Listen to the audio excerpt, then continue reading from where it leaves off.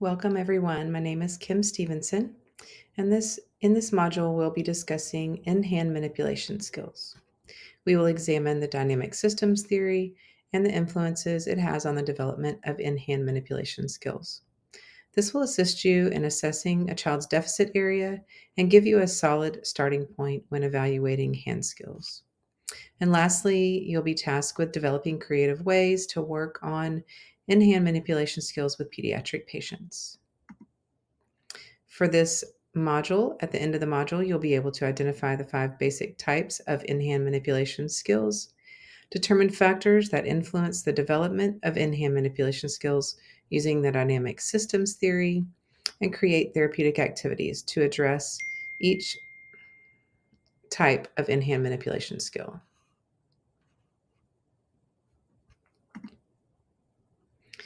So, in-hand manipulation was defined by Exner as the process of adjusting objects within the hand after grasp.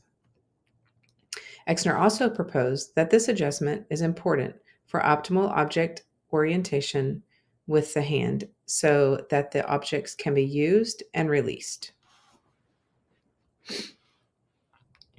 The 5 basic types of in-hand manipulation are finger to palm translation and palm to finger translation, both of which fall under the translation category. Shift and rotation, the simple and complex rotation, which both fall under the category of rotation. Another component of in-hand manipulation is stabilization. Stabilization refers to holding or stabilizing objects in the hand while completing other in-hand manipulations. All in-hand manipulation activities can be done with or without stabilization. So, what is translation? Translation is the linear movement of an object from the pads of the finger to the palm, or from the palm of the hand to the pads of the fingers. So, finger to palm translation refers to moving an object from the fingertips to the palm. The finger pad grasp is released as the object comes to rest in the palm of the hand or in the palmar grasp.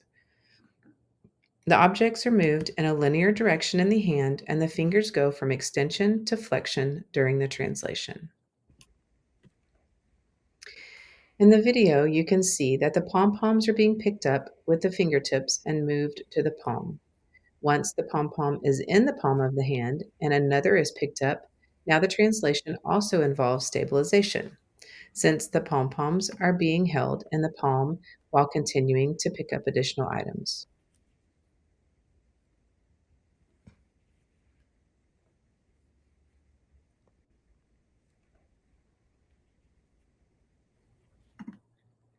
Palm to finger translation is the reverse of finger to palm, in that it takes the objects from the palm of the hand and moves them to the fingertips before releasing them.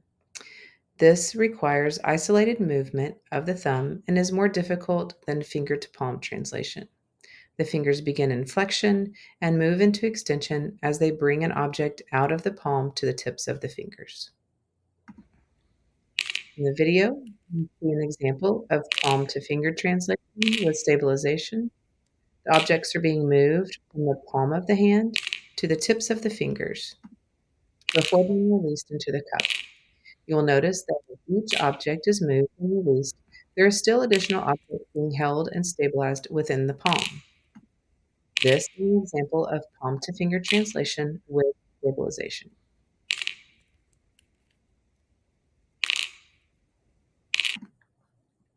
Shift is the third type of in-hand manipulation. It's the repositioning of an object in the pads of the fingers through linear movement on the surface of the fingers. During shift, the fingers move slightly at the MCP and IP joints. The thumb remains opposed with the MCP and IP joints throughout the movement, and the object is typically held on the radial side of the hand. In the video, you can see the shift happening as the fingers reposition the pencil to the optimal grasp for writing.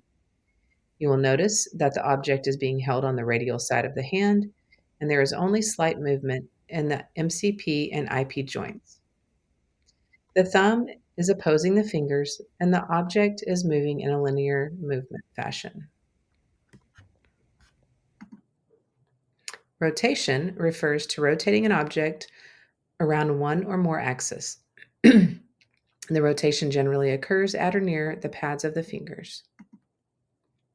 So, simple rotation is the fourth type of in hand manipulation and is the turning or rolling of an object 90 degrees or less. This is done with the pads of the fingers with the thumb opposing. The fingers work together as a unit with simple rotation.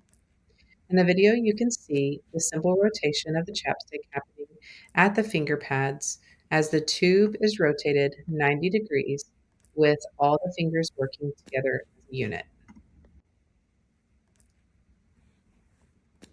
Another example of simple rotation would be screwing or unscrewing the lid of a water bottle. The fifth and final type of in-hand manipulation is complex rotation. This refers to rotating an object 180 to 360 degrees. In complex rotation, the fingers move more independently, with the thumb and fingers alternately creating the force to move the object. The object is moved end over end. In the example, you can see the pencil rotating end over end as the thumb and fingers work alternately and in opposition to create the movement.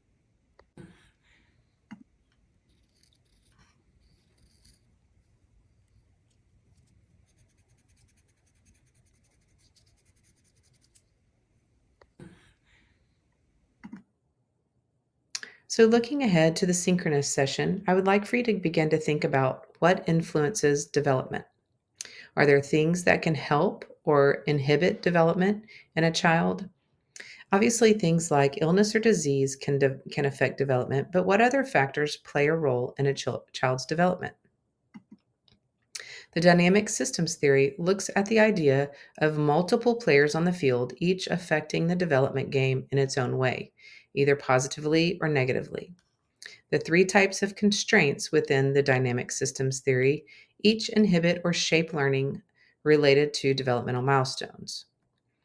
The three constraint types are individual constraints, which is everything inside the person's body or inside the individual. That could be structural, meaning weight, height, it could be anatomical, it could be the motivation, it could be cognition. And the next one is environmental constraints, which would be everything outside of the person's body, anything from location to temperature, time, social relationships, professional attitudes, accessibility. And then the last one is task constraints. So everything involved in the action itself, the equipment, verbal directions, the goals of the activity. So within those three different types of constraints, I want you to begin to think about different elements within those constraints that would affect, inhibit, or um, help gain or positively affect the development of a child and a development of the child's hand skills or in hand manipulation skills.